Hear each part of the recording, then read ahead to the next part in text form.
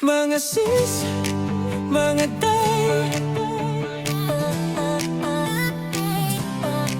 mga sis, mga day, nandito si Baby Team Panday.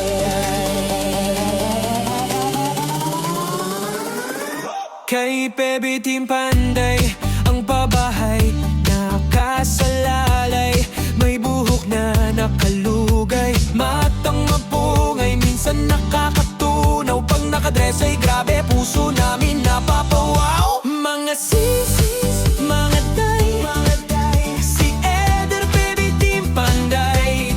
Sa trabaho di pa patay-patay, mahalagang hanap buhay. Mga sis, mga day, si Baby Team Panday talagang idolo. Pag siyang gumawa at trumabaho, kahit minsan pagod, okay lang may smile sa dulo. Mabilis kumilos, di pa dalos-dalos, di pwedeng sukat ay kapos, kundi lagot kay pugong niyang boss. Palaban din sa kalokohan, pag hinamon agad susunggaban, alang-alang sa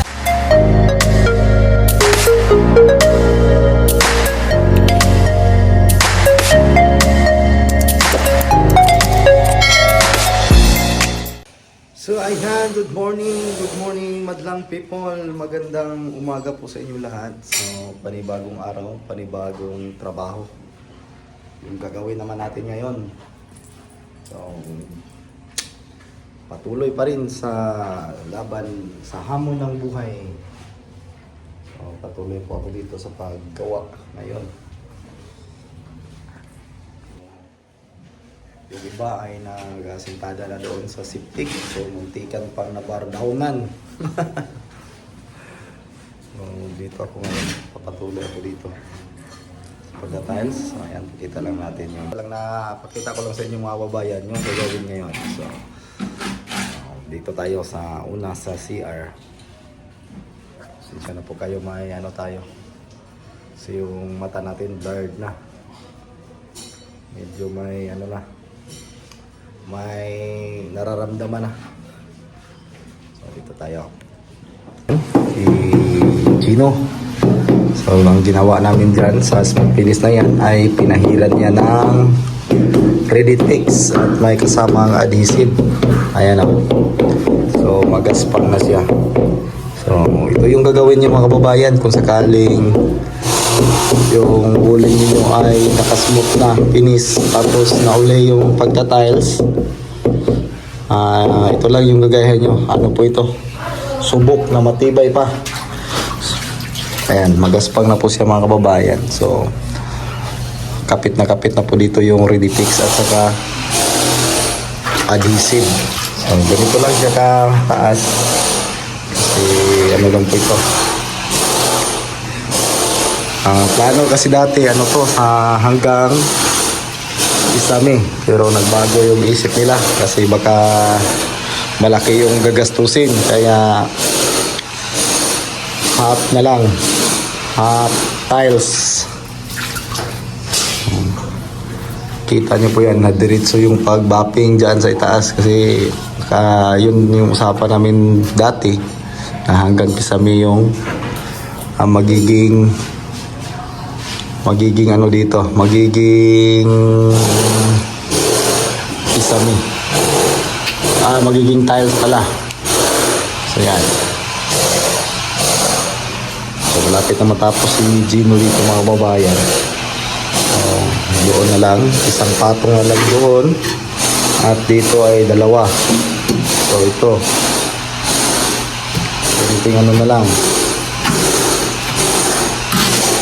So ito kami na yung nagpapalitada nito. Ano lang po yung tatapusin ko ngayon. So yung iba, yung naririnig nyo, may demolition hammer dong maingay.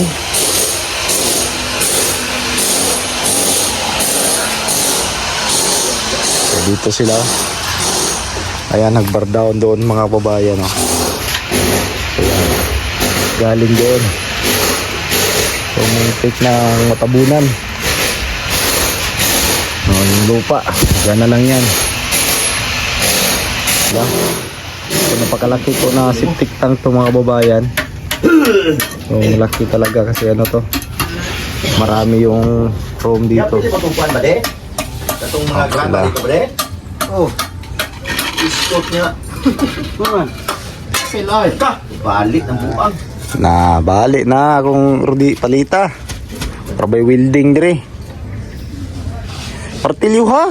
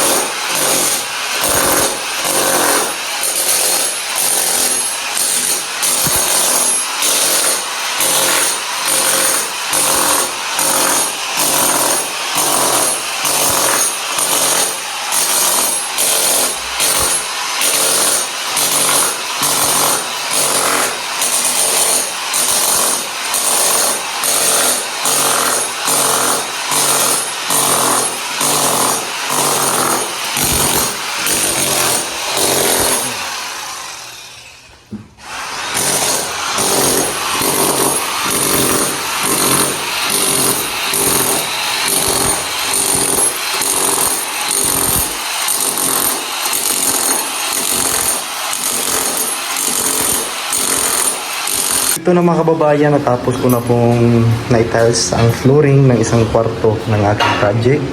So nakabit ko na din yung pintuan, binalik ko lang yung pintuan na dati. So ayan, at dito, so ang ginagawa na lang ni Gino dito is yung sahig o yung sa flooring. So ito na po yung pinatiles niya. So diskarte namin dyan ay hindi na namin nilagyan pa ng flooring. So diretso na po yung pagka-tiles dito kasi ano na po ang low pad dito na compact na. So ayan, nagda-drop po kami. So hindi makapasok yung tubig doon. Sakaling maliligo sila dito kasi yung pintuan natin ay dito. Sagad dito po sa sagad po dito sa tiles. So may awang lang siya ng kunti para hindi sasabit yung pintuan. So, at ito yung para sa sa bowl, CR bowl. So nandito naman yung drainage. So napagitna siya sa buo na tiles. At dito tapos na na-attach yung wooden kahit paano, kahit yung CR ay hindi eskwalado. So kung mapapansin yung mga kababayan, so hindi nyo mapapansin na hindi eskwalado yung CR. So ayan, kasi yung pagkaka-tiles. So kung mapapansin nyo, ayan, ito po ay hindi eskwalado. So ayan, so kung papansin nyo yung mga kababayan, so maliit lang yung binadaya namin dito, gawa ng para hindi mahalata. Kasi kapag kinuha yung eskwalado dito na parte is manipis.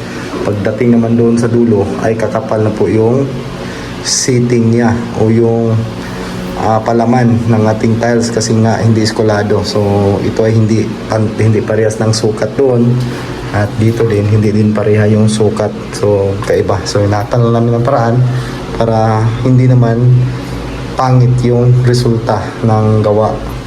So ang gawa namin hindi pangit. So ayan, kung napapansin yung mga babayan, so ayan, yung halos yung mga joint niya ay tugma, paikot. So sana plano namin una nito, so hanggang itaas, so mabuti at dito na lang. So para ano lang tayo sa materyali, sa trabaho. Ayan,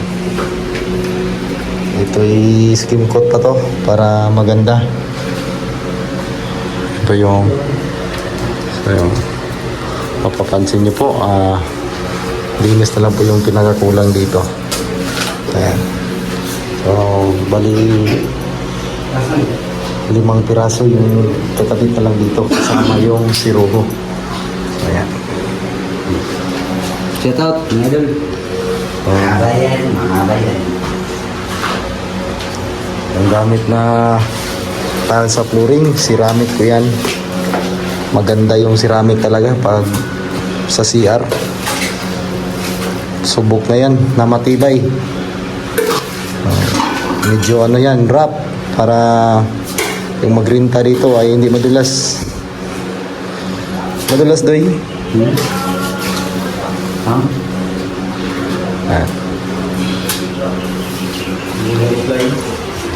Dito, linis na lang kulang dito. At itong mga pintura, pakpakin to, tatanggalin. Yan, tanggalin to para maging ano na to, maging bago o magmumukhang bago ang boarding house na ito. Yan. So ito dito.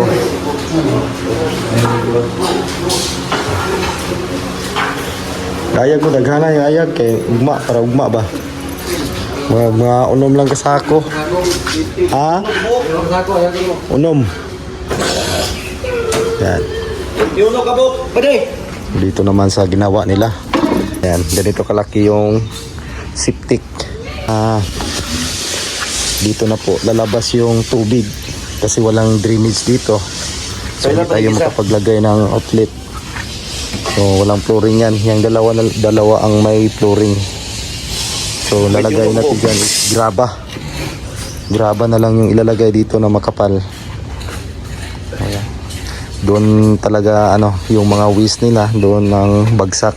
So yung tubig na lang yung papunta dito. Mga tirador oh. Ano yung mga tirador oh? Out. Ang PVC yan eh. Ako rin. Kining kuhan, kung ano mag-isa. Ako rin butang anak. Ikaw yun. Okay, Yun, good evening mga kababayan. Maraming salamat pa rin sa panonood ninyo ng aking ina-upload na video. So, minsan lang tayo maka-upload. Gawa ng busy po mga kababayan. So, busy po tayo sa mga ginagawa. Kasi may project tayong ginagawa ngayon. So, hindi po ako makapagagawa ng mga video. Gawa ng tayo po ay nagtrabaho. So, dalawa lang kasi kami Gino doon. Wala akong masahang iba. So yung nakasama natin ay may alam naman sila doon, pero kami lang ni Gino po talaga yung gumagawa. At kumbaga yung skill nga marami po yung natutunan sa construction. Kasi yung construction mga kababayan, malawak po yun. Napakarami pong pwedeng gawin na hindi kaya ng ibang nagagawa. So ayan. So mahirap. At ano talaga tayo, yung hands-on talaga tayo sa trabaho mga kababayan. So thank you pa rin sa inyo lahat at shout out kay Ma'am Jeneline. So hindi ko alam kung taga saan ka ma'am. Shout out po. At shout out po sa inyong lahat sa mga nanonood at nagko-comment ng aking video. So thank you so much at nandyan pa rin kayo na nanonood. Kahit ano na, pakunti-kunti na lang, walang problema po yan mga babayan. So maraming salamat talaga sa inyo at doon sa nanonood na in-upload ko tungkol sa negosyo ng Kisister. So update tayo ulit kung may time tayo mga kababayan. So update ko kayo sa mga nangyayari pa sa buhay-buhay. Ayan. So thank you so much talaga and God bless. Ugamping mo tanan.